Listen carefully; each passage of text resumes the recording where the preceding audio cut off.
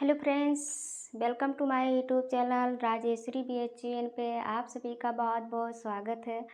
हम लेके आए हैं आज सीटेट का क्वेश्चन जो CDP का पोर्शन है, उसी साथ दो क्वेश्चन मैंने लिया है और इस क्वेश्चन को हम लोग सॉल्व करेंगे। इससे पहले मैं बता दूं, अभी तक हमारे चैनल को आप लोग सब्सक्राइब नहीं किए हैं तो प्लीज़ सब्सक्राइब कर लीजिएगा। अगर वीडियो अच्छा लगे तो वीडियो को लाइक भी कर दीजिएगा, ठीक है।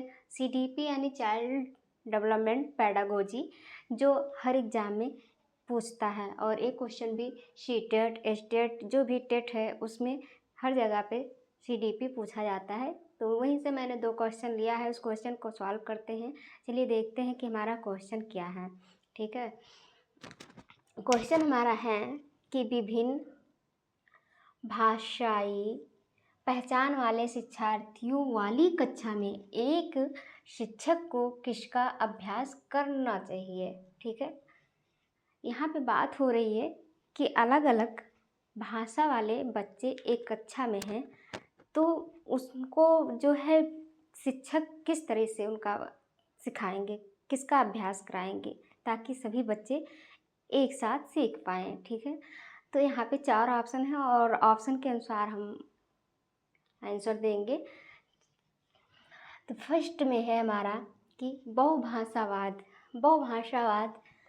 हमारा फर्स्ट ऑप्शन है और यही सही भी है फर्स्ट ऑप्शन में। अब बहुभाषा क्या होता है इसके बारे में बता दूं। बहुभाषावाद का मतलब होता है कि कई भाषाएं, अलग अलग प्रकार की भाषा आनी चाहिए शिक्षक को, ठीक है। अगर शिक्षक को अलग अलग प्रकार की भाषा नहीं आती है तो हम बच्चों के अनुसार उनको पढ़ाएंगे। बच्चे जिस भाषा में अपनी समझ अभिव्यक्त कर पाएंगे उनको उस भाषा में समझाएंगे, ठीक है। तो उसी को बहुभाषावाद कहते हैं और इसका जो राइट आंसर होगा वो बहुभाषावाद होगा। लेकिन नेक्स्ट हमारा है बी ऑप्शन में अलगाववाद। अलगाववाद वो होता है जिसमें किसी बच्चे को, एक विशेष अक्षमता वाला बच्चा है, उसको हम अलग प्रकार से सिखाएंगे या अलग ग्रुप में बैठ के सिखाएंगे तो वो बच्चा एक अलग प्रकार की भावना उसके अंदर उत्पन्न होगा, ठीक है। तो उसको अलगाववाद कहते हैं, ठीक है। तो यहाँ पे ये नेगेटिव हो जाएगा, ये होगा नहीं।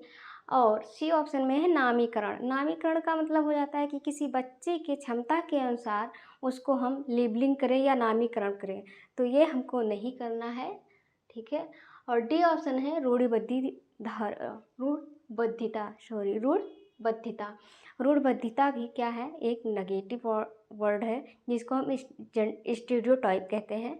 इंग्लिश में स्टीरियोटाइप कहते हैं इसको।